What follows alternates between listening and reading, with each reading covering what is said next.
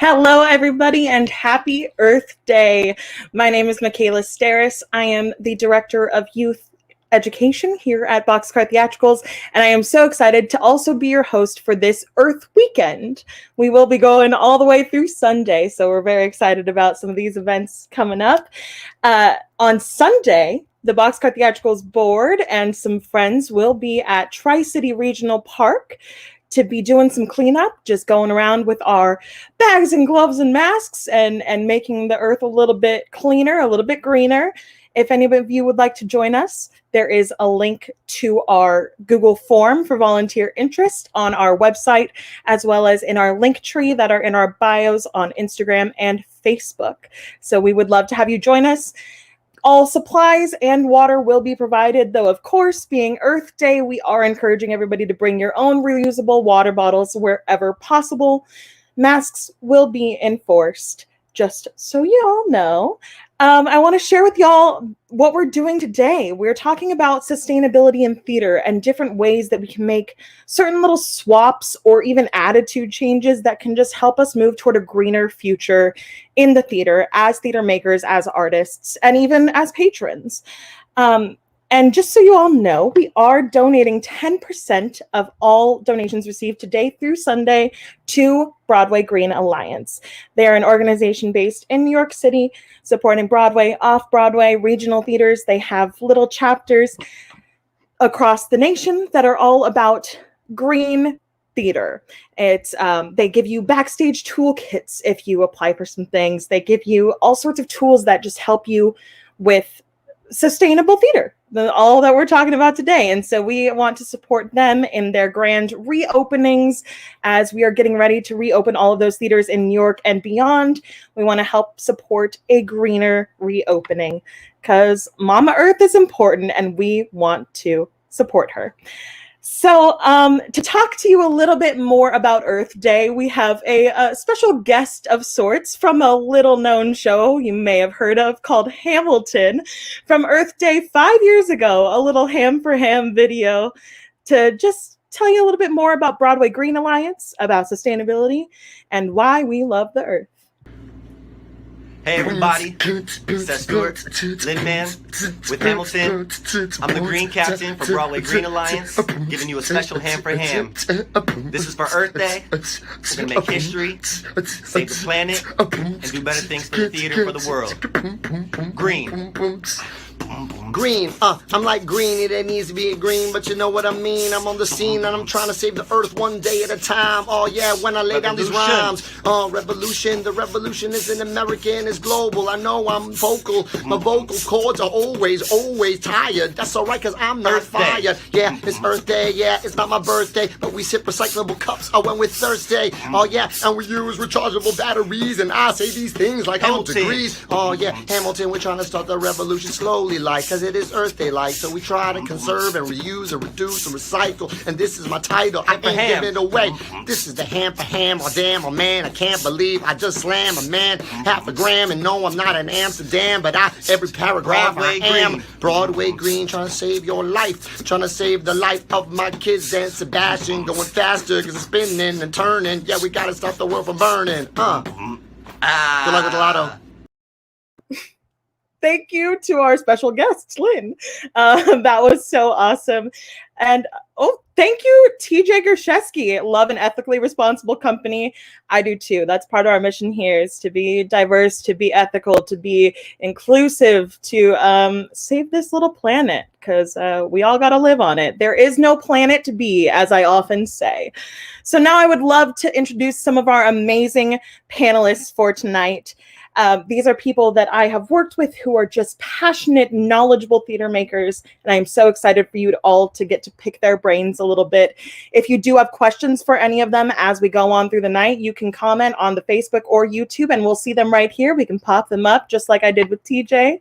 So first, I would love to introduce the amazing Hillary Weintraub, who is a local community actress, a homemaker. She makes a killer Bavarian pretzel, and we love her. Welcome, Hillary. Thank you. So nice to be here with you. I'm so happy to have you. And next, I would love to introduce a fellow University of Hawaii at Manoa alumna, Emma Stevens. She is now residing in the Pacific Northwest, Seattle, Washington. She is a marketing specialist. She is an actor, and she is a self-proclaimed nerd for nature. Hello, Emma. Hi, thank you so much for having me. I'm so happy to be here. I'm so happy to have you. And of course, the amazing, the lighting extraordinaire, professor at Cypress College, director of technical theater and design, Donny Jackson. Donny, welcome. Thanks for having me. Hello. Yes, thank you for being here. So, my friends, let's chat about sustainability in theater. Now, obviously, there is no way to be completely carbon neutral. It's not possible in this industry, and that's okay. I think that's the first step, is just acknowledging we're never going to be perfect as humans or as venues. And that's okay.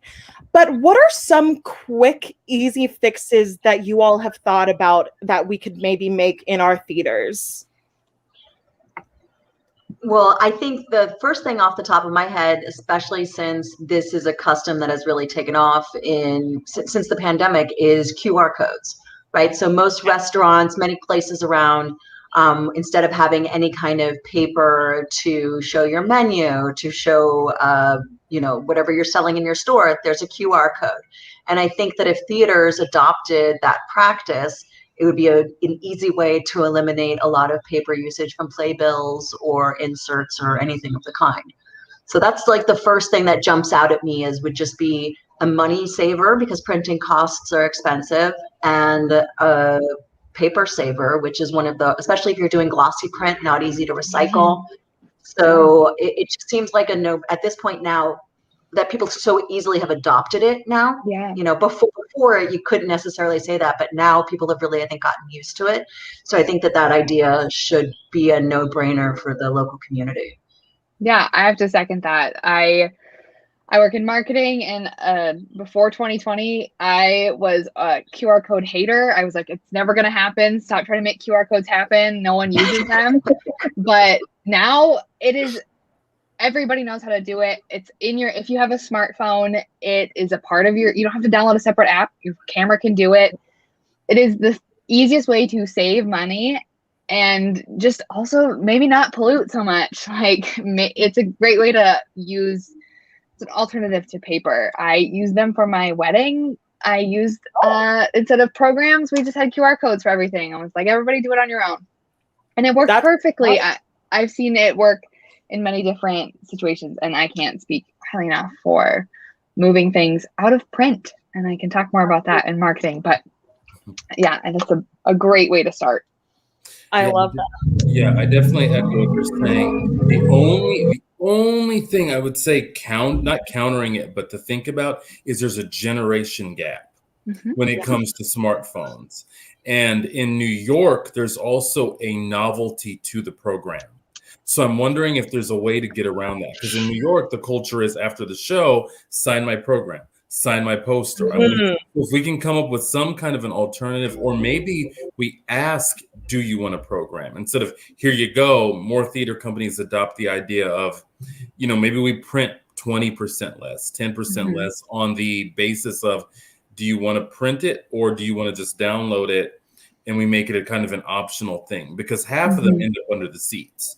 But I think we do still have an audience that wants to collect them just for historical purposes. And I think that there's some value to that, but I definitely think that we're seeing more and more move away from that. If you're not getting it signed, it's just going to go in a drawer or it's going in the trash. So I think we can definitely reduce that for sure. But there is a marketing aspect to it that I'm not sure how to handle that part. But definitely I do agree, however, with what they're both saying. Maybe that's a purchasable, right? So it's like sometimes you have a larger item, maybe you can make a purchasable program that can be signed, but it's not something that's handed out to everybody as they enter, right? And it doesn't have to be expensive, right? It's like the paper bag theory, where it's 10 cents to rent or to buy a plastic bag at the grocery store, but paper bags are free.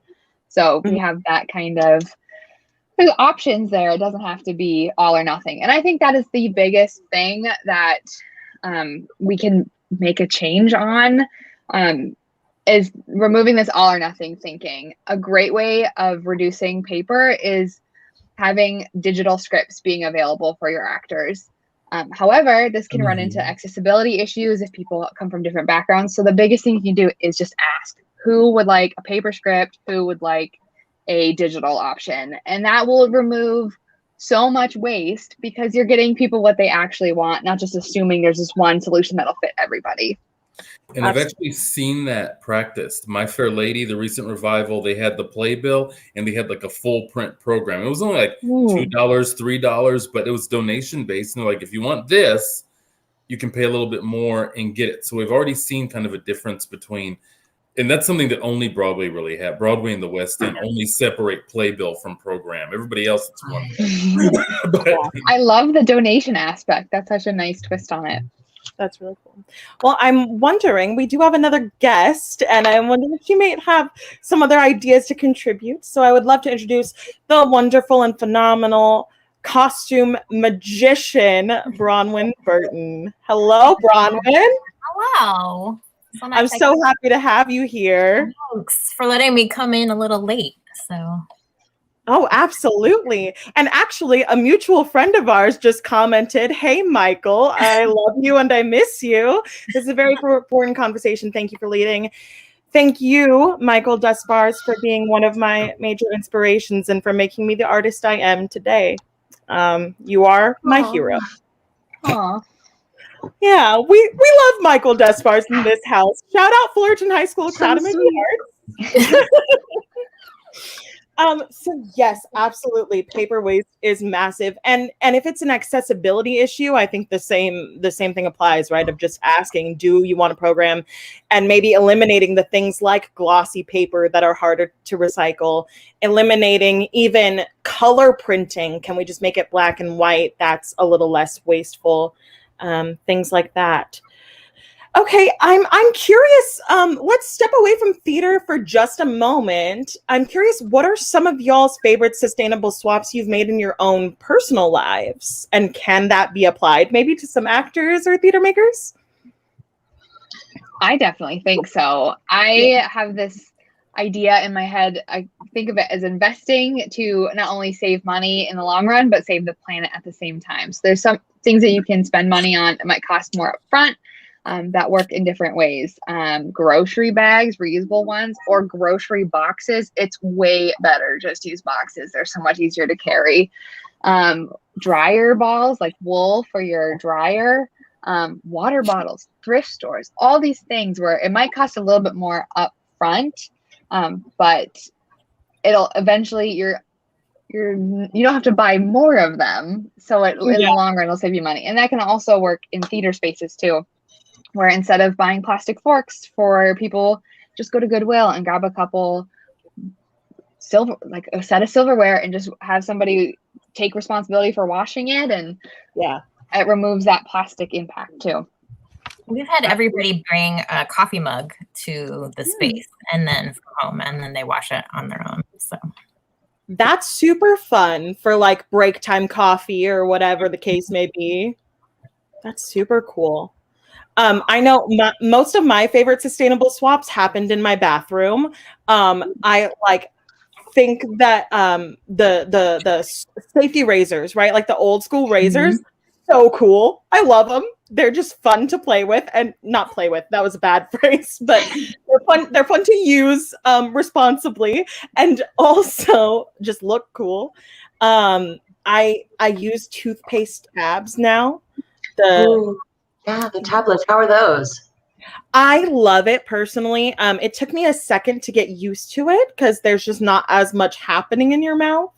But I personally use Humankind, and I love it. I think it's awesome. They also come with like mouthwash tabs, and it's a really fun thing. Yeah. Any other cool swaps? Well, I have done a great deal of gardening this year. That was one of my new COVID. I got a COVID education in gardening. And by doing that, I also started composting. And so I have sort of just a general hot compost pile where I put things, but then I also have a bin of worms that eat all of my food scraps and things, and that creates a fertilizer that I can then go and put in the garden. So it's sort of this closed loop in my house now, which is really satisfying. But I think people don't realize that, you know, even your local community garden would be happy to have any of the food waste. Even if you have the right kind of paper plates, paper products, all of those things can be composted.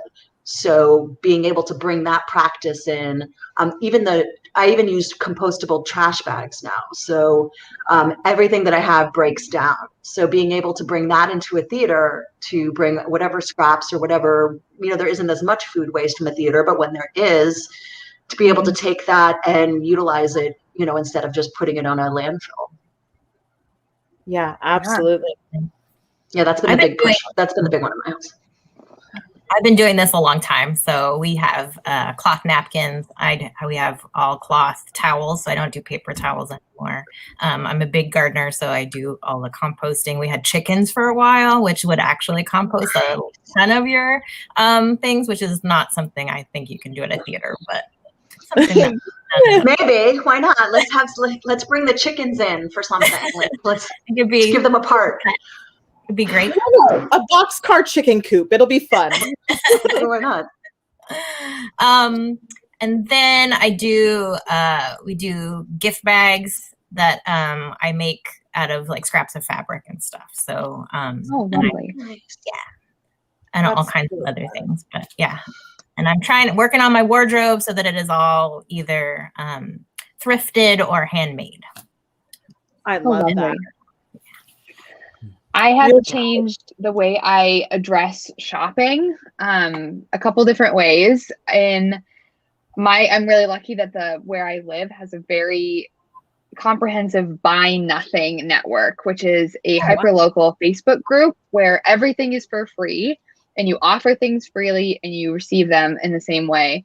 And that has been my first stop. If I need new dish towels or I need a vacuum or something like that, I can post there, be like, anybody looking to get rid of that? And every single time someone's like, oh yeah, this has been sitting in my attic. Do you want it? I'm like, of course I do. And that's been a way to not only build community, but also reduce a lot of waste and get rid of things that you feel weird about dropping off at Goodwill. You're like, I don't really know if anybody wants it, but half the time somebody will, and if it's your neighbor, that just feels a little more personal. I think that's absolutely. If you just look on Facebook, see if it's in your area. It's just called Buy Nothing, and look it up. It's awesome. I couldn't say more about it. I agree. I'm in one as well. Buy Nothing, Give Freely, and half of my daughter's old clothes that we were going to bag up. I said, "Who wants the? Here they are." And somebody was at my doorstep the next day, like near in tears, like, God bless you. They were so happy to have that resource and things that just were, sitting. And it really is, it's wonderful to be able to share those things with the community and find what you need.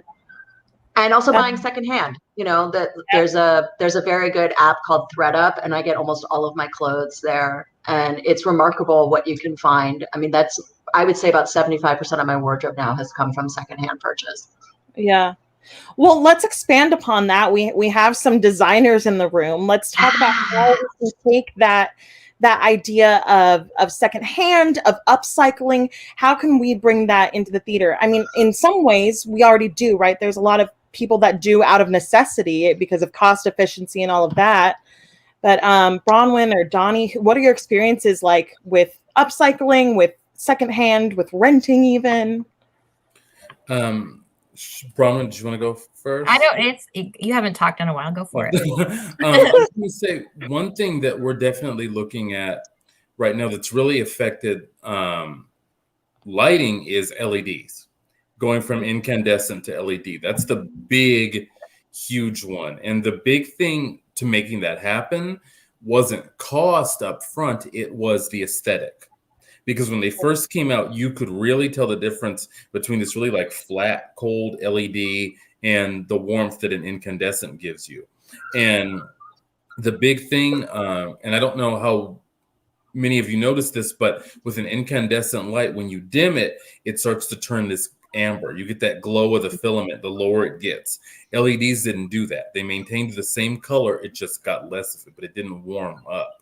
And for a lot of designers, we were trained around that expectation that dim means warm. And so losing that kind of changed things a bit. So one of the things that a lot of LEDs have come up with these last few years is an incandescent setting. And that's really changed the way that designers are now looking at LEDs and saying, okay, fine, we'll switch over to this. But that was the big thing that was hindering it, was the aesthetic difference. They're good to go with it, but creatively the limitation was the hindrance, especially with sort of the older generation. But like, for an example, it's something that they did in New York very recently. Well, not too recently. I'm aging myself with when LEDs showed up, but like Lion King, for example, the work that goes into it, they literally had to take down half the rig, put LEDs up, then match it to the other side of the stage, take that side down, put LEDs up, and match those to the others, cue by cue by cue, to make it look the same. That's how they had to do it. So that's what's being asked of these shows that have been running, like your Wicked's, your Phantoms, your Lion Kings. In order to do that for a show that's been running that long, they've got to really go in and reset it from the ground up. And when a show runs 8 performances a week, you don't have a huge amount of time to do that unless you cancel a show. So it's a big ask, but I do think we're starting to see that, because people are the LEDs are starting to win people over now that they're visually becoming comparable to the incandescents. How much would you say, sorry, I'm just curious, how much would you say the difference is energy usage wise between the two lamps? So it varies by the brand. But just a general estimate, a Source 4 light, the standard industry standard incandescent, is 575. We have a 575 to a 750 watt. There are LEDs you can get that are 13. Oh my gosh. So, yeah. A little word from our executive producer here, as a big supporter of LEDs. A lot less energy. Nice. That's awesome. Yeah, it's a massive drop. I got confused with the numbers, but yeah, a Source 4, you're looking at 575 to 750, and there are some LEDs that are around 15. They're around 13, yeah. It's a huge drop, and they last longer. They're really not going to burn out the way the others do. It's a much better investment. The other eco-friendly thing, and I promise I'll shut up in a second, is we're eliminating gels. The gels are something that burn out eventually, so we get rid of the gel, it changes color on its own. So we're now sustaining, we don't need to rely on that happening as well. So lighting is really the one that can do it. And if we get enough apps that do the job, the big, huge light plots that have to be printed, because we make the most paperwork of any of the design elements. Lighting has the most paperwork. I hear the complaint all the time. But if we can get those plots on an app, on an iPad, something like that, which a lot of designers are doing now, we can reduce a really, really good portion of it. Lighting was eating a lot of trees. Yeah. Wow. I mean, I'll tell you, as a stage manager, I don't remember. I mean, maybe it's just because I'm a baby, but like I don't remember ever making a plot out on paper. So definitely the digital move is the way to go. Bronwen, what are your thoughts on like upcycling, thrifting, all of that? I mean, Costumes has been doing it for a long time, so I think it's kind of in our DNA. I would say that I think the problem is now that like we can get things online, that a lot of the designers it's easier for them, excuse my dogs, that it's easy for them to be like, I need a pair of shoes, I'm going to go on Amazon and it'll be here tomorrow, or Zappos or whatever, and they can get the 3 sizes they need instantaneously. So I think it's when we have to plan ahead a little bit for that. And so we need to build that into our timelines, I guess.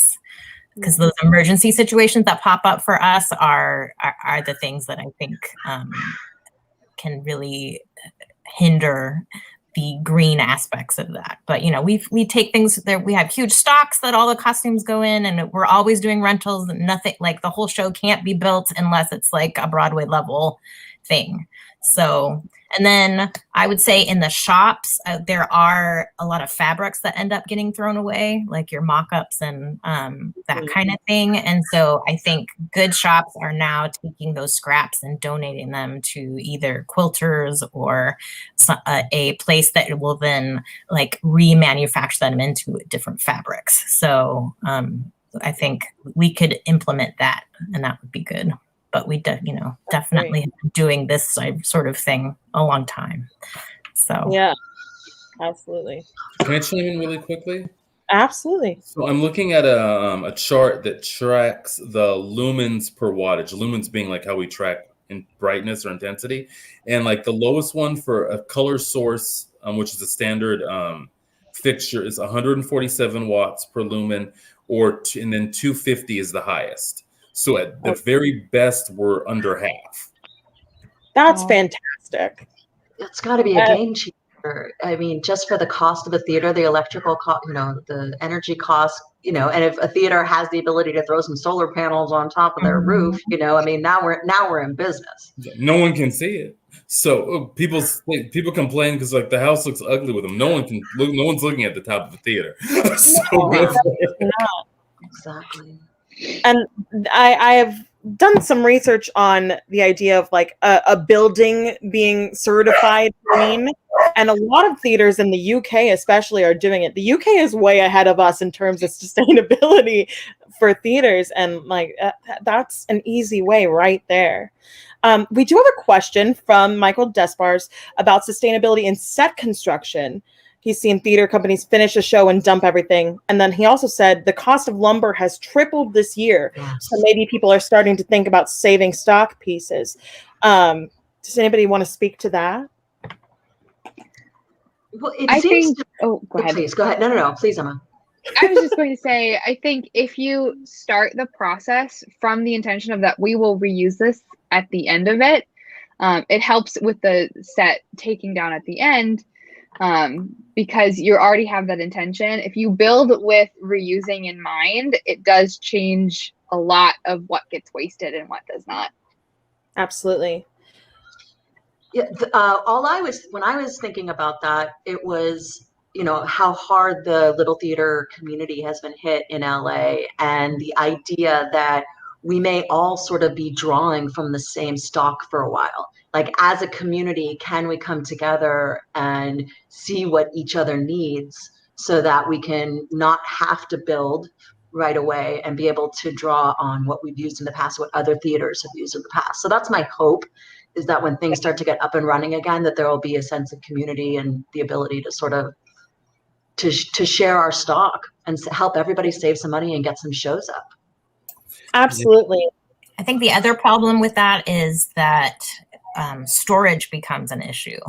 So if you're reusing a lot of things, a lot of theaters don't have a lot of storage. So maybe there's some like combining of, like you were saying, that like maybe like these three theaters all store their stuff together. Right. It seems like it would strengthen, again, the bonds of the community, which is, so fragmented right now. If we all come together and support that idea, it's energy saving, it's lumber saving, and it's, again, the ability to cross promote. What if you put in the QR, these sets provided with the great, by the courtesy of this other theater, and it's an opportunity to sort of share each other, support each other. Yeah. We'll see. I hope that's what I'm hoping is going to happen. Yeah, I think scenery has a lot of those options because there's so many things that can be reused. They can be saved. They can be repurchased. They can be repurposed or sent to another theater doing a similar show or the same show. I mean, even when I was a student, we had a staircase. We covered it, put projections on it. It was a waterfall. We pulled that off, recovered it. It was a mountain. Like there's a lot of different ways that you can do that if you have sort of standard pieces. I mean, we have costume closets, we have prop closets. We're using the same lighting gear every time. There's no reason we can't do something with scenery to sort of make it, you know, maybe not every single piece, but definitely some major stuff that can be reused for sure. Yeah, things like your big 8-foot flats or staircases, things that can be easily even sanded and refinished or repainted, but at least you're not trying to rebuild from scratch. I'll share, when I was working at Mysterium Theater in La Habra, we did Rocky Horror and Frozen Junior back to back. Interesting, I know. but we used the exact same set. We really did, and just repainted everything and took a couple of pieces out, maybe added a thing here or there. But for the most part, it was the same set structure, partially because of time, partially because of cost, but then also less waste, which is fantastic. I recently learned, and I'm curious if any of you have used it or seen it, that there's biodegradable gaff tape. Does anybody know about this? That is a first for me. Sounds good. Well, you know, I can't vouch for it. I haven't used it, but I would be very curious to. How long does it last? I know. That's the first thing I need to know. Will it withstand like the production? I don't know, but it was something interesting I thought I'd throw your way. That's really, it is interesting.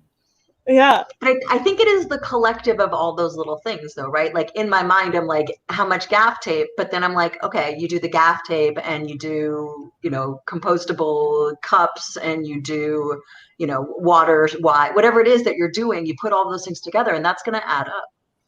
Yeah, absolutely. One thing I'm curious about, and I don't know if any of you are stage managers or directors but I think you could probably speak to this as well, is how can we create a greener attitude within the cast and crew from jump? You know, like, yes, these venues can make changes, even designers can make changes, but how do we go in and start from rehearsal 1 and say, we're the group that bikes to rehearsal or that carpools or that brings the hydro flasks? What are you guys' thoughts on that, on starting with that attitude? Donny, hit us with it. I was just thinking of something they did at the college where and this would cost a little bit up front, but even encouraging people to bring their own, the college bought everybody a thermos. And they put fountains all over the campus. They put filtered fountains all over the campus, and they're motion censored. So you just drop it there, it fills it up, it knows when it's full and it stops. And and we just take it and we're good. And you've got your water for, you know, the next hour or so. And so I think even encouraging the performers, like, we'll provide the water because performers, crew need that for sure, but not putting those little paper cups that get tossed, one drink toss, you know, bring something of your own, or if they want to provide it, hey, go for it. But just something like that where it encourages them to be responsible, but they're still getting sustenance. You know what I mean? It's give and take. Absolutely. If I was given a bottle on the first day of rehearsal for something, I would be all in. I would feel like this is the type of theater that I want to be involved with. Like that to me would just absolutely set the tone. I love that. Go ahead, Edna. This reminds me, if anyone's seen the movie Hitch and he's explaining him how to kiss, it's like the guy goes 90 and the girl goes 10. That's how it kind of could be successful. Like, if you as a team show up, it's like, I'm going to go 90% of the way. I'm going to set this up for you guys to slam dunk sustainability. We're going to provide you water bottles. We're going to set up a way for you to carpool to work. I'm going to provide reusable cutlery. I'm going to give you the option of using digital. It's up to you to implement it, but we're going to go as much of the way as that's feasible for us. Will you please go the rest of the way? And that way, it's a team commitment. The lift is shared, and it kind of opens accessibility doors to everybody, because not everybody has the ability to go buy a new water bottle or has the ability has a car to drive to work or to the theater. But if you take the initiative and lead the way, lead them halfway there, hopefully it'll build a little bit more of it takes the fear of the work out of it. It can kind of seem surmountable, but if you work together, it makes it a lot easier. And if you brand it, right, then all of a sudden now everywhere that actor is going, is a walking advertisement for your theater.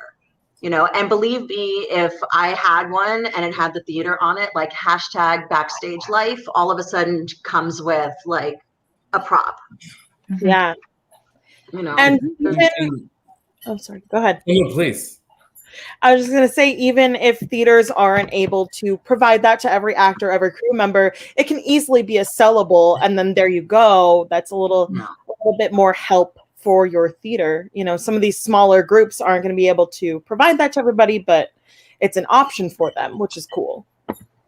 Or a discount to your cast, right? So let's say it's what you have in the lobby. It's one of the purchasable items that you want to put out there because you want to promote sustainability for the theater. You let your cast know, well, we're going to give you 25% off on that, or whatever the case may be. Mm-hmm. Absolutely. Yeah, it's the same thing clothing stores do. How it says like the name of the store, the brand, or the logo. Theaters should be cashing in on that. It's sustainable and it gets more money in the company. Absolutely. I love that. Well, let's move a little bit towards the playwriting kind of aspect of theater. What are everybody's thoughts on plays or musicals that have climate change as a subject matter, and how can we maybe perform those or write those without it becoming like super preachy or like the after school special kind of thing, the cliche? Where do you think those lines are, and can we pull it off? Well, I think you can pull a lot of things off in the theater. So, there are a lot of storylines that are less fantastical than climate change. But without being preachy, that's going to be, unless you're like selling a dystopian future where, the climate has gone crazy and I'm crazier, I guess, a way to set it in a time when climate issues have already wrought, the type of damage that they can. That to me is sort of like you're setting it in that space, but you're not necessarily like the plot can still be a love story or whatever else, but it's set in that type of future. That might be a way. I like that. I think you could also like tie in the aspects from behind the scenes. Like you're like, we borrowed this, all of this stuff in the program. We borrowed the set. We, are only using sustainable costumes, where that doesn't affect what the story is happening, but we're doing this in a green way. Yeah. Yeah. I saw something that was encouraging playwrights as they're writing new work is to take into consideration how the set that there is going to be needed to bring this to life. Starting from like the very beginning and acknowledging, how can I make this sustainable, environmentally friendly? Do I really need this like incredible thing, or is there other ways to do it? Also, I think the lines are already there of how to do it. Just how any topic in theater, if it's a poorly written play, can come off really preachy. Like any topic, if you're just like basically reciting a PowerPoint of like this topic, that like anything can come off super preachy. But if you celebrate the art and the storytelling of it, anything can come off leaving an impact at the end of the day. I minored in marine sciences at my college, and for my capstone, I didn't actually make it because it technically wasn't my place, but I had this beautiful idea of, I shouldn't call it beautiful, let me scratch that. I had this idea of doing like docu-theater and telling, like interviewing people who had ties to the ocean. So it was scientists, it was kumus, it was anybody who had like scuba divers or fishermen, and like interviewing these stories and then sharing their stories as monologues, as like there's ways to do it of the tying the humanity and the people and the story of it that leave you with the impact of, oh man, we really ought to do something here. It doesn't have to be like, do you know about microplastics in the ocean? Like it doesn't have to be overt. It's the subtlety, it's the art, it's the storytelling. And if we thoughtfully address it, I think it can be done very nicely. I think one of the things too, I don't know if you all know the show Mr. Burns, a post-electric play, or something even like the movie Wall-E. It's not about the change, it's about life after the fact. So we're not preaching a warning, we're not preaching here's what's going to happen, here's what's going to happen. It's already done. We're stating it almost as a fact. This has happened. We screwed up. Now here's the ramifications of it. And I think when you go that route where the major occurrence has already taken place and now we're focusing on what life is going to be afterwards, I think that can also be a way into that because the setup is already inherent. It's already been placed there. Now it's about how are you going to move along when this occurs in your lifetime or your kid's lifetime. Yeah.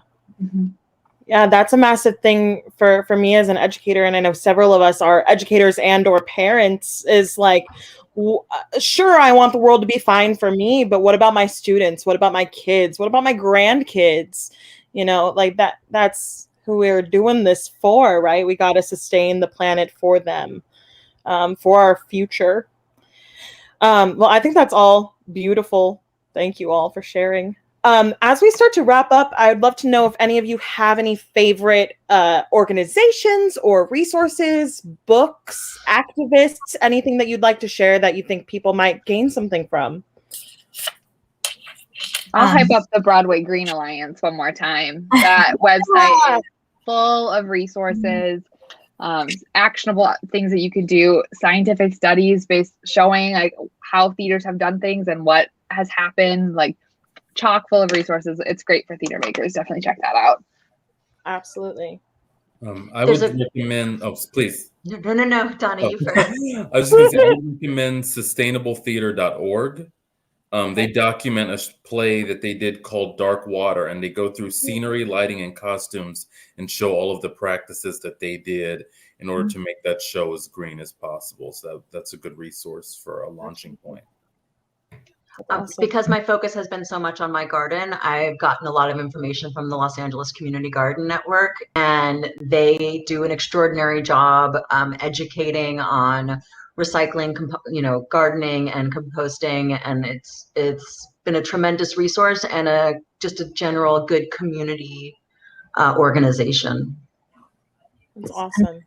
I have a little one. It's a female-based business back east. It's called Swanson's, and it is a fabric thrift store. So they have people donate chunks of fabric, and they then resell it for $4 a yard, no matter what it is. That's really cool, right? I love that. Amazing. And I'd love to share about Staging Change, which is a group that's based in the UK that is all about just this kind of thing, spreading awareness and making theater a little greener. They also do have a Facebook group that I've shared on my personal page, and it's something about staging change, sustainability in theater. If anybody would like to join, they have great resources, tips, and tricks there. And also for any students in the viewership, artistsandclimatechange.com. It's a great resource overall, but they do have a specific list that's all courses in the nation that have been reported to cover arts and sustainability. So it's a very, very cool resource. As I was able to chat with a few professors just about like, what are you teaching? And it's very neat. And they put up their syllabi. It's a fun little site to explore. So, my friends, any final thoughts before we wrap up here? You're so good. Yes, you're so good, Mykaela. Thank you so much for hosting this. I just want to say one more time that there's no perfect way to be sustainable, but your small impacts go a long way. So while it can seem like there's a lot of pressure to do everything at once, start small. It makes a difference. Absolutely. You got this. Yes, we are here to encourage each other and just build toward a greener future. Greener. It doesn't have to be perfect, but it's greener. Yeah. So thank you to my amazing panelists. I appreciate you so much. I'm going to go ahead, take you off for a second. Goodbye, my friends. And thank you all at home for tuning in and joining me on this amazing special Earth Day of 2021. I am so excited about the work that Boxcar is doing in the community, and I am just so thrilled that you all were able to join us today. If you would like to donate, the PayPal, Venmo, and Galabid links are in the link tree in our little description of this event. And you can check that out there. Our Boxcar board president popped in. Thank you all so much for this wonderful Earth Day panel. And thank you, Brittany. I'm so glad you tuned in. And Michael Despars, great work, everyone. Thank you, Michael. Again, I will share that we do have a park cleanup happening this Sunday at 10 a.m. at Tri-City Regional Park. If any of you would like to join us, please do check out our little interest form that's in our link tree, as well as on our website, boxcartheatricals.org. And I hope that you join us a week from Saturday for the Boxcar Collective Series 3 concert. We'll have a silent auction. We are celebrating Mental Health Awareness Month, and we're singing some feel-good songs of the 2000s. So come hang out with us. That will be hosted by the phenomenal Carly Jean Paul, our chair of benefaction, and I hope to see you all there. And do stay tuned as well to hear about the Boxcar Youth Players Summer Camp coming late June 2021. Thank you so much, everybody. Oh, and Gabriel Stevens. I recognize that name. Thank you, Gabe. All right. Thank you, everybody at home, and happy Earth Day.